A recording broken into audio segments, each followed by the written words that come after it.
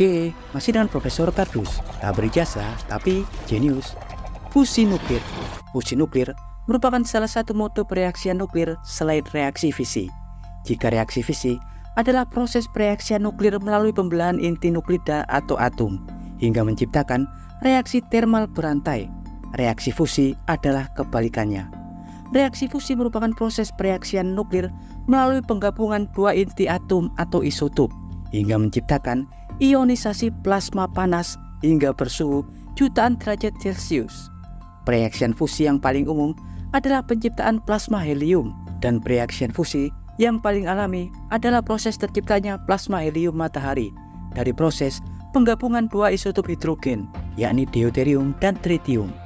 Penggabungan keduanya akan mengionisasi keadaan partikelnya hingga menciptakan plasma helium yang bersuhu jutaan derajat Celcius. Selain di matahari, proses fusi serupa umum terjadi pada ledakan bom termonuklir atau bom hidrogen. Juga dapat diciptakan secara artifisial dalam reaktor fusi penciptaan matahari buatan, di mana mayoritas proses komposisi penciptaan plasma helium mayoritas sama, yakni dengan cara memadukan dua isotop hidrogen, bisa deuterium atau hidrogen 2 dengan tritium atau hidrogen 3, atau juga dengan menggunakan lithium 6 deuterida. Ya, dalam konten sebelumnya, Profesor Kardus sering mengulas fakta tentang proyek eksperimental super mahal ini, yakni proses penciptaan plasma matahari buatan, di mana faktanya dalam 3 dekade terakhir berjalan, proyek eksperimental ambisius tersebut masih jalan di tempat. Para ilmuwan faktanya hingga saat ini belum dapat menemukan formula yang tepat untuk menciptakan dan menstabilkan plasma yang terbentuk dalam waktu lama, di mana jika plasma stabil buatan nantinya benar-benar dapat tercipta, pastinya proyek ini akan menjadi sumber daya energi tak tertandingi, bersih, murah, dan tentunya dapat menghasilkan daya yang super tinggi, jauh lebih tinggi daripada pembangkit listrik apapun di dunia ini.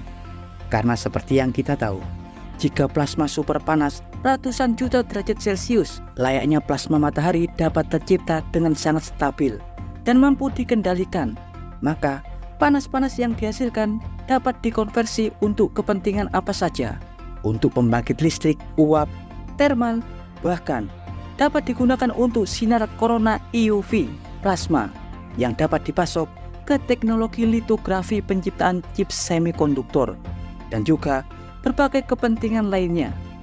Tapi seperti yang kita tahu, meski hampir 40 tahun eksperimental penciptaan plasma matahari buatan dilakukan, dan beberapa lembaga eksperimental telah berhasil menciptakan plasma panas ratusan juta derajat Celcius, tapi faktanya plasma-plasma tersebut sangatlah rapuh dengan kepadatan atau densitas yang sangat rendah, tidak stabil, dan juga berusia hitungan detik sebelum kemudian sirna. Ya, jika dalam konten sebelumnya Profesor Kardus telah mengulas beberapa teknologi reaktor fusi utama yang paling umum digunakan, seperti pereaksian fusi kurungan magnetik medan melingkar atau toroidal, seperti halnya reaktor tokamak atau stellarator. Kali ini Profesor Kardus akan mengulas metode lain yang diketahui jauh lebih ekonomis, berbiaya murah, dan minimalis, juga lebih stabil daripada reaktor kurungan magnetik raksasa. Ya, teknologi fusi ini bernama Z-Pinks Experiment Fusion. Bahkan pada 27 April 2024 ini, Zap Energy, sebuah perusahaan rintisan Amerika Serikat yang berfokus untuk pengembangan eksperimental daya fusi melalui perangkat Z-Pinks, diketahui telah berhasil menciptakan suhu plasma elektron 1 hingga 3 kilo elektron volt, kira-kira setara 37 juta derajat Celcius. Ya, diketahui rekor suhu plasma 37 juta derajat Celcius merupakan rekor suhu plasma panas matahari buatan terkuat yang dibuat dengan teknologi Z-Pinks atau cubitan. Meski faktanya jika dibandingkan dengan suhu yang dihasilkan reaktor tokamak atau stellarator yang dapat mencapai hingga 150 juta derajat Celcius, suhu Z-Pinks masih jauh di bawahnya. Tapi mengingat perangkat Z-Pinks merupakan struktur reaktor eksperimental fusi sederhana dengan struktur yang lebih murah dan sistem operasional yang lebih ekonomis, tentunya Pencapaian ini merupakan prestasi yang mengejutkan, hingga hasil eksperimental tersebut kemudian diterbitkan di jurnal Physical Review Letter. Ya, eksperimen sub-energi fuse ini merupakan proyek yang awalnya didanai oleh Universitas Washington dan DARPA, Departemen Energi Amerika Serikat. Sebelum pada 2022, kelompok ilmuwan lain seperti dari Lawrence Livermore Laboratory dan Universitas San Diego turut serta dalam proyek ini. Ya, teknologi zap energi ini didasarkan melalui konsep pengurungan plasma sederhana yang dikenal dengan Z-Pings atau cubitan Z. Disebut cubitan Z karena nantinya penciptaan plasma fusi akan dibantu oleh aliran cubitan tegangan listrik dan kompresi medan. Disebut perangkat sederhana karena faktanya perangkat ini tidak menggunakan blok medan magnet superkonduktor raksasa toroidal yang umumnya berat dan berharga super mahal. Karena kurungan magnetik seperti itu wajib membentuk dinding magnet kuat dalam ruang vakum untuk mengurung plasma di dalam reaktor. Tapi pada konsep Z-Pings diketahui medan magnet tidak dihasilkan dari luar, melainkan dari induksi arus listrik yang dialirkan. Ya, seperti yang kita tahu, reaksi fusi umumnya terjadi ketika dua inti atom seperti isotop hidrogen, deuterium, dan tritium kemudian tergabung atau bertabrakan hingga menyatu membentuk plasma helium.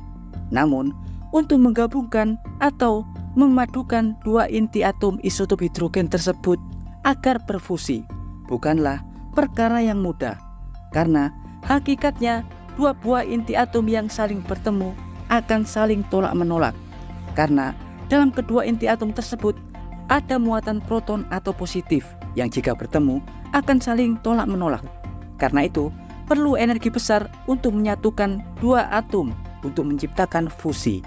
Dan salah satu cara untuk melemahkan gaya tolak tersebut adalah dengan cara memanaskan isotop-isotop tersebut di suhu jutaan derajat Celcius. Karena itulah setiap reaksian fusi ketika dua isotop hidrogen, tritium, dan deuterium dimasukkan ke dalam reaktor kurungan magnetik, para operator akan menginduksinya dengan arus listrik hingga partikel-partikelnya akan terionisasi ke suhu jutaan derajat Celcius sebelum membentuk plasma dengan suhu yang lebih tinggi.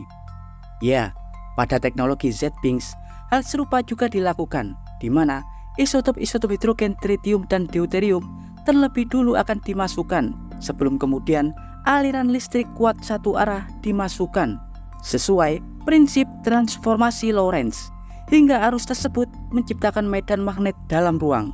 Tak sampai di situ, kemudian isotop-isotop hidrogen, deuterium, dan tritium yang berwujud gas tersebut kemudian akan dikompres dengan sangat kuat.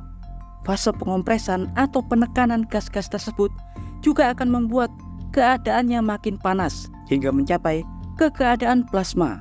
Bahkan pada April tahun ini, zap energi berhasil menciptakan plasma hingga bersuhu 37 juta derajat Celcius.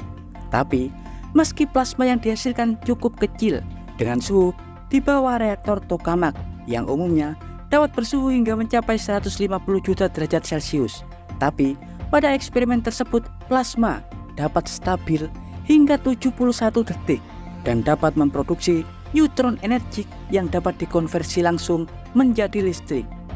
Tapi meski eksperimen ini memproduksi sumber energi bersih masa depan melalui sumber plasma fusi berkelanjutan, namun sekali lagi plasma-plasma yang terbentuk tidaklah stabil dan berusia sangat pendek. Ya, dan berikut informasi singkat dari Profesor Kardus tentang Z-Pings Fusion Experiment. Jangan lupa like, subscribe, dan tekan tombol lonceng di channel Profesor Kardus. Tak berijasa, tapi jenius. Profesor Kardus dari Universitas Washington mengabarkan